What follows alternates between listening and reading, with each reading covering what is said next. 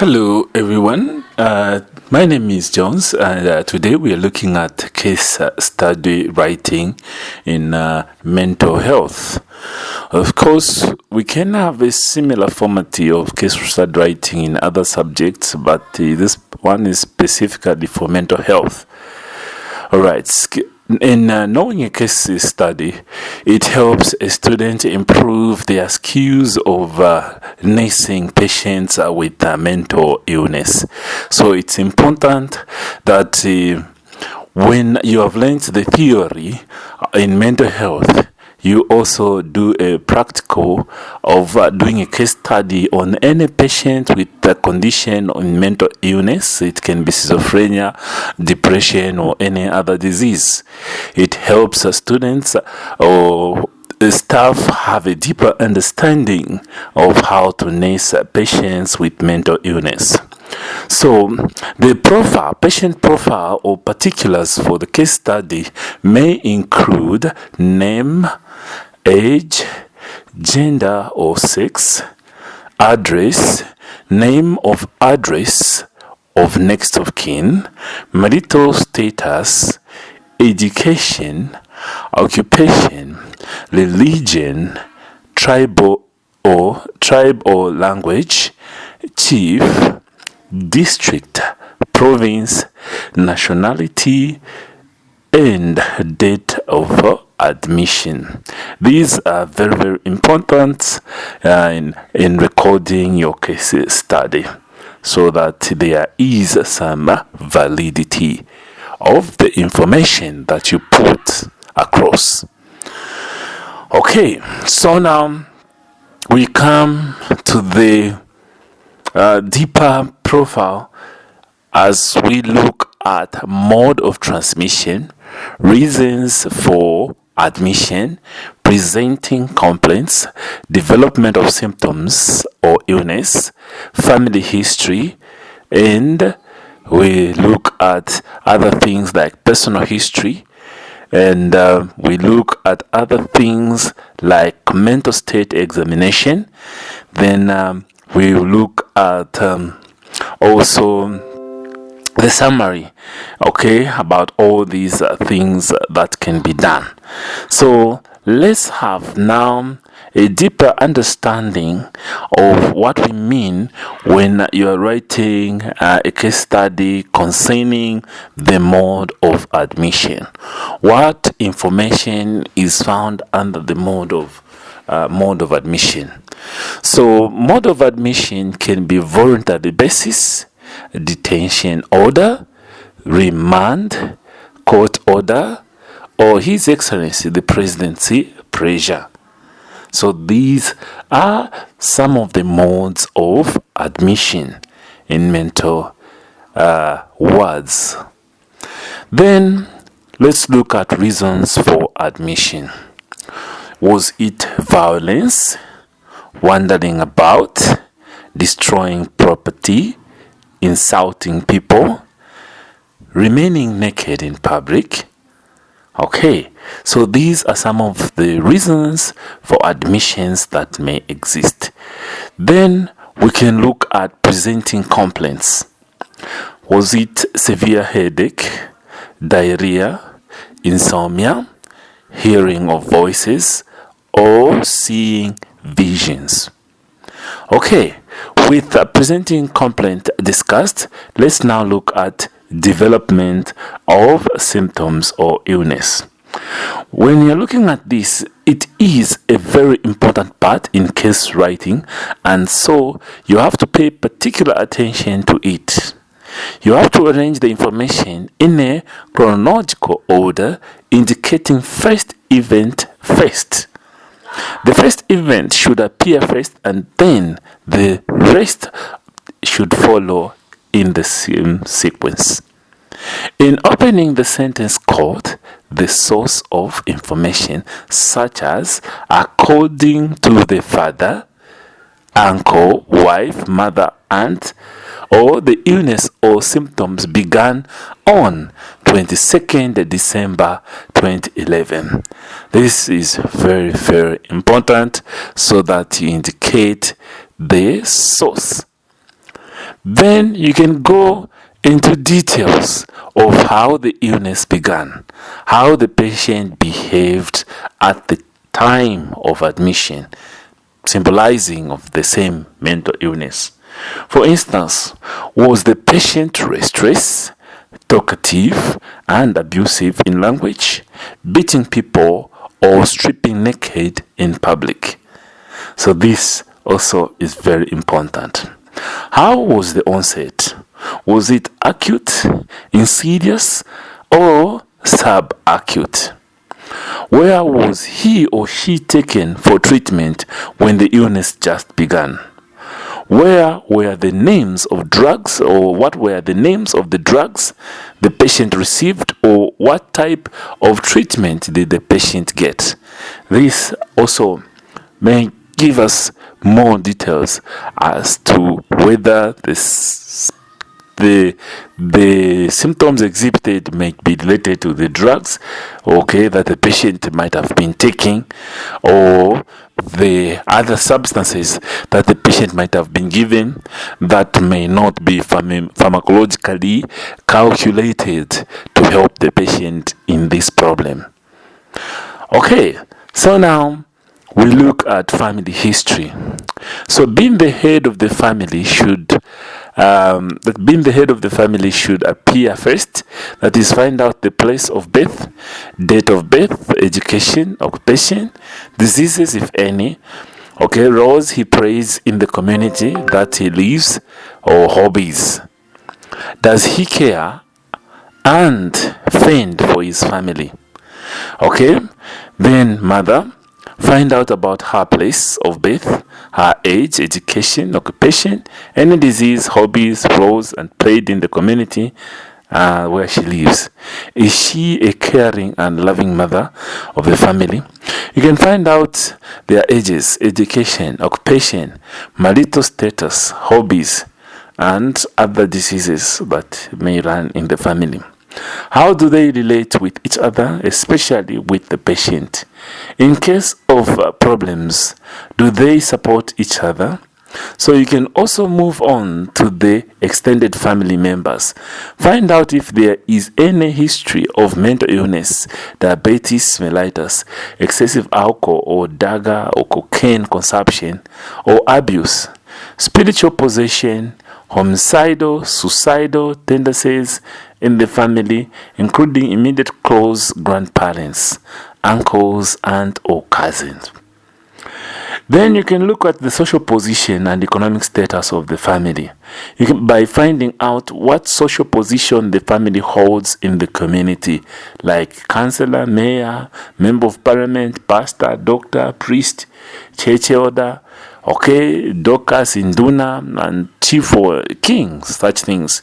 Prominent business person, or are they very rich, moderate rich, poor, or very poor family? What sort of accommodation do they live in? This can give you their social position and economic status for this family. Then you can also move on and establish the home atmosphere by asking the following question: how do they relate with each other?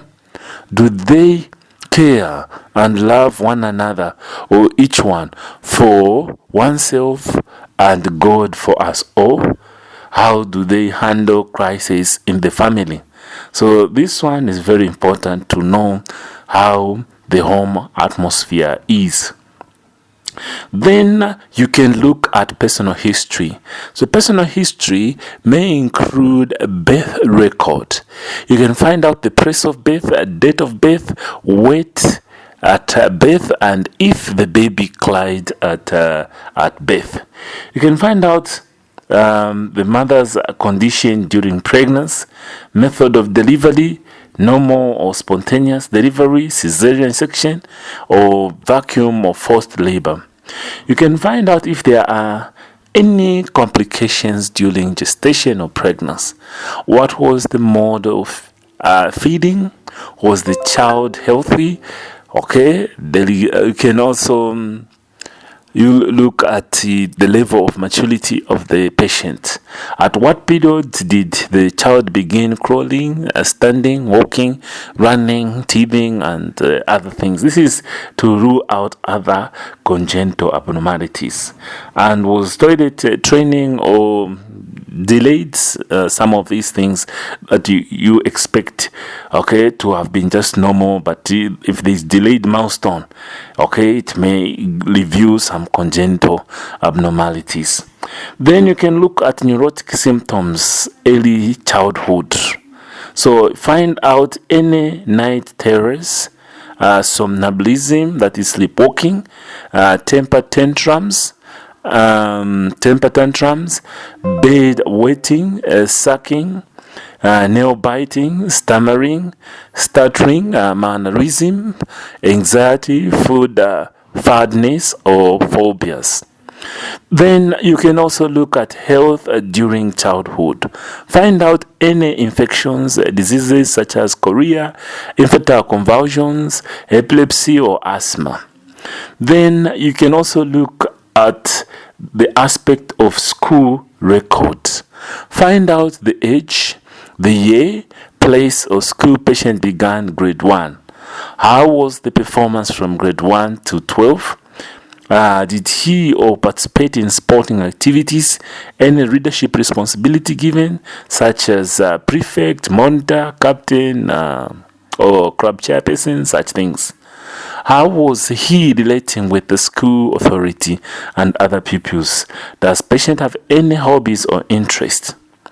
Then for the issues of adolescence, you can, the issue of adolescence, you can find out about the patient's behavior or attitude toward the parents or school authority.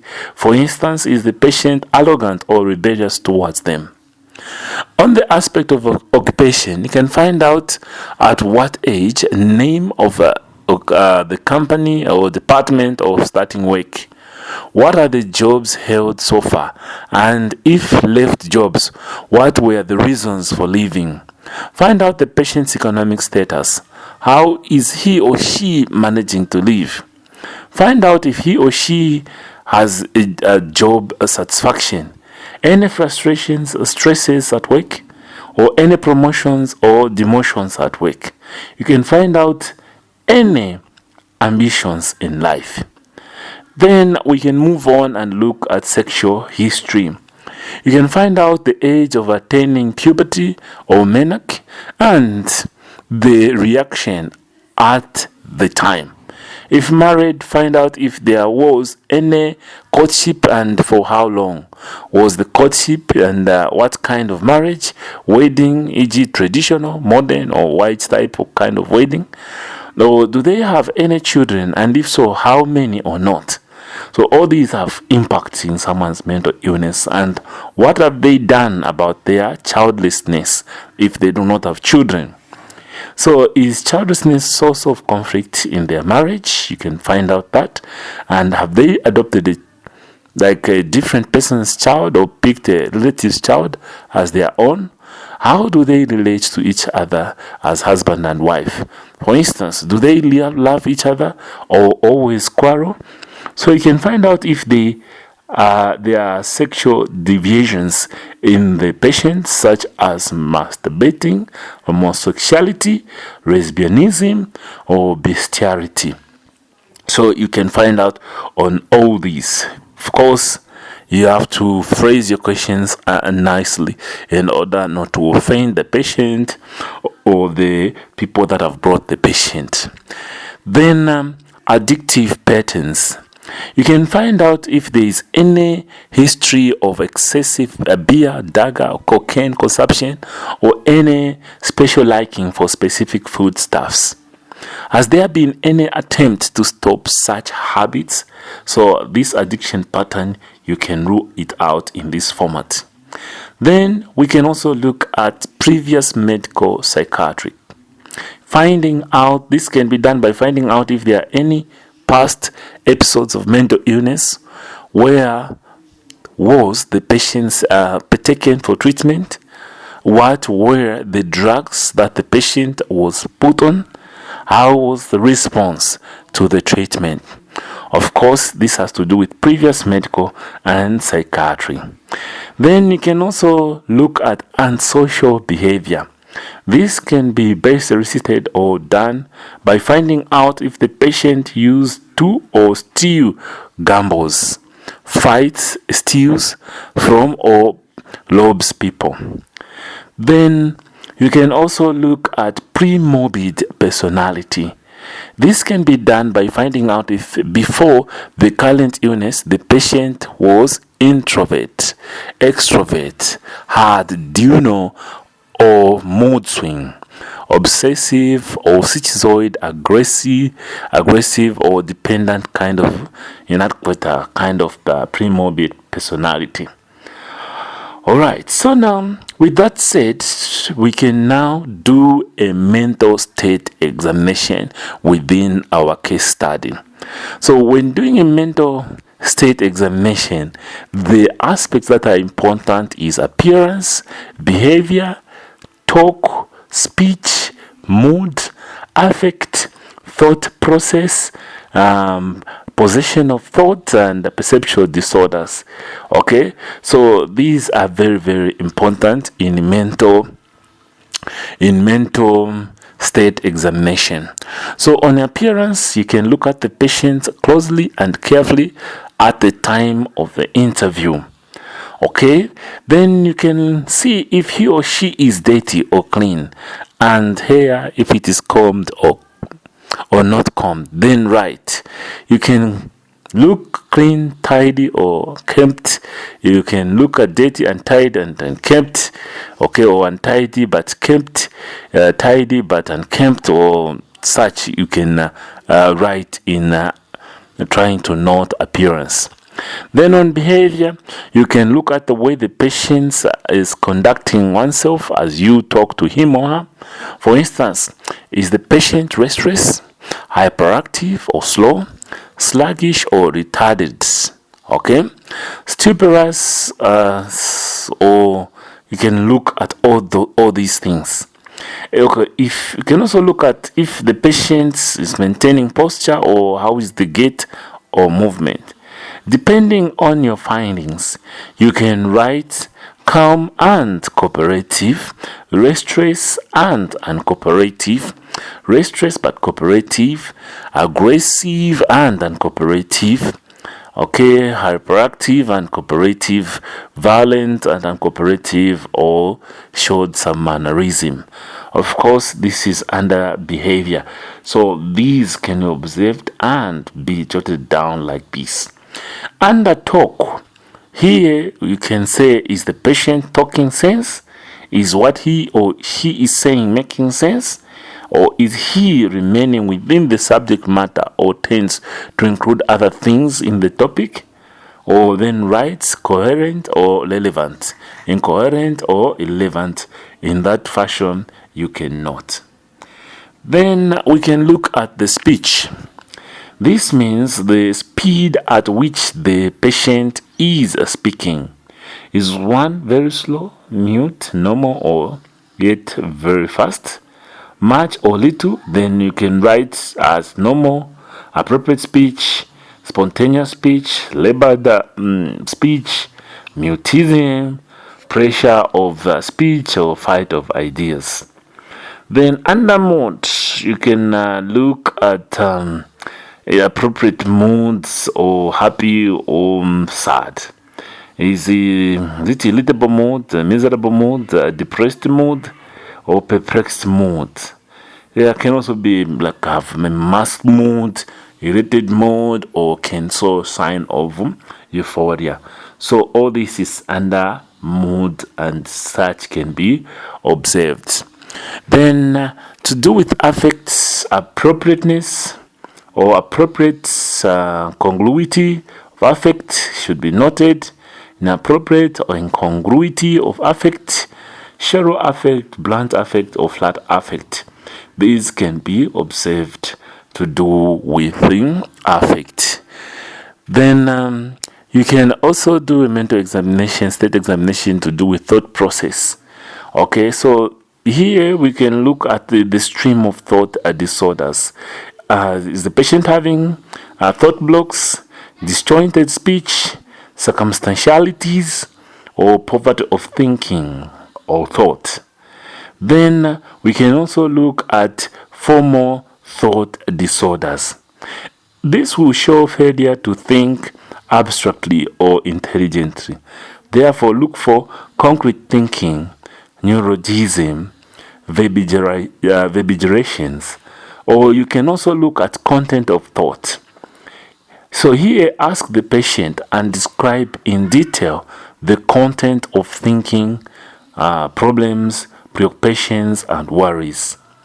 Delusions, grandiose, paranoid, orthemic, ideas of reference, hypochondriacal, or self-reproach, delusions of infestation or nihilism, such you can observe under content of thought. Then possession of thought. Here you can observe for passivity feelings, thought insertion, thought withdrawal, thought broadcasting, that is under possession of thought. Then perceptual disorders, you can look at hallucination, as they having auditory, visual, tactile, olfactory, gustatory, or thought echo. So that is to do with the perceptual disorders. Also, under perceptual disorders, you can look at other perceptual disorders, including illusions, depersonalization, delusionalization, déjà vu, demise vu. So you can look at all that. Then you can also do a cognitive function or cognitive disorder, where you assess the following: that is orientation, memory, attention, concentration, intelligence, judgment, and insight. So in assessing cognitive function disorders, to do with orientation, you assess if they are oriented to place, time, person, date, and month of the year. You can assess memory in terms of if it is remote, recent, or immediate. In assessing attention, you can observe if the patient's attentive and is easily aroused. So, for instance, make him or her in reverse by series of 3, 5, 7, 9, 11, etc. So, if patient will omit some figures repeatedly, so write easily aroused or attentive. Then on concentration, observe if patient concentration on a particular item for a long time without being disturbed easily. So write concentration is sustainable, or if easily disturbed, write distractible, or easily distracted, or there is distractibility. Then to do with intelligence, you can make sure that you test for this. That is, don't assume because of someone's level of academic achievement. For example, ask what one would do if he or she found snake playing with a baby. So you can give mathematical questions like 2, 3, 4 minus 1, 2, 3, then they give you the answer. Then under cognitive function, you can also assess for judgment by giving a proverb to the patient, such as a stitch in time saves 11. He who sows the path he or she usually passes will find flies on his or her return. See if the patient will be able to interpret these idioms correctly. Under cognitive function, you can also assess for insight by asking the patient if he or she is aware of what is happening to him or her, or does he or accept or know that he is mentally ill. Okay, so now we can now look at investigations that can be done during this case study. So you can ensure that the patient is investigated and treated holistically by carrying out all the tests necessary, like full blood count, erythrocyte sedimentation rate, abbreviated as ESR, RPR, that is to rule out syphilis. You can do skull X-ray, rule out any brain injury, CT scan, also to check how the brain is if there are any abnormalities. You can do urea and electrolytes, blood slide for malaria and malaria parasites. You can do trypanosomiasis, magnetic resonance imaging, random blood sugar, fasting blood sugar, and you can also do some psychological tests. So, in summary, what we are saying when summarizing, start with the patient's profile, particulars in paragraphs according to the subtitle headings. For instance, Mary is Zambian, age 20 years, congregates at Roman Catholic Church. She's the third year. Of course, this is just an imaginary thing. Congregates to run, and she's with whatever tribe, single and has no child. She was admitted on voluntary basis.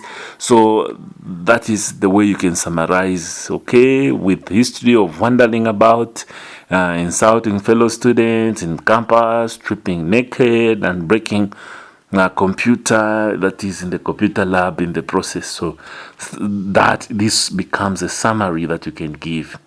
Okay, this becomes a summary report, okay, about the patient. So the second paragraph is mostly about the development of symptoms, where you can talk according to the person who has brought the patient, or the father, brother, or the other guardians, whoever has come.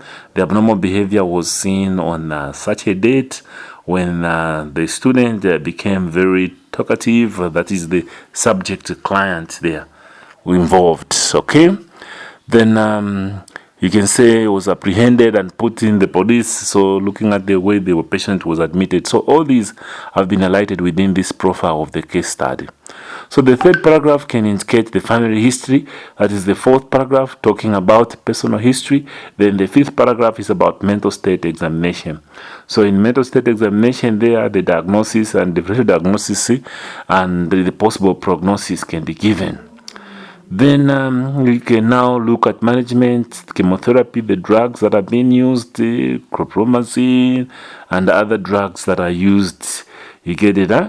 Then under nursing care, or the care that is being given to the patient, you can welcome the patient, relatives, offers, seats if any, introduce yourself, take the vitals, take history, orient the patient, offer bed and linen, sedate patient if violent, and you can administer drugs as per advice, and or as per the chart, and closely observe patient for side effects. You can give fluids to avert starvation or dehydration, feed the patient if you're not able to. You can even weigh the patient twice or weekly. And then you can give information, education, and communication concerning the disease that you are monitoring. Okay, so that is how you write a case study. It's important you include all these components as you're writing the case study, and then also you also give a brief summary of all these things. Then your case study becomes comprehensive, and it helps now in arriving at the diagnosis. It helps you to know the many interventions and the information that was gotten for you to come up with an appropriate diagnosis. Alright, so this has been a lesson on case study writing in mental health. Please, you can also look at other lessons that we have recorded in mental health, where we have also talked about the general nursing care that is given in mental health, where we talk about the initials CHEVO, ARA, that is to do with counseling, hygiene, environment, behavior modification, observation, and rehabilitation. So this one, we talk of it as a framework of nursing care in mental health. So thank you very much, and I would really encourage you to watch other videos that we have created in mental health and other subjects. So thank you very much.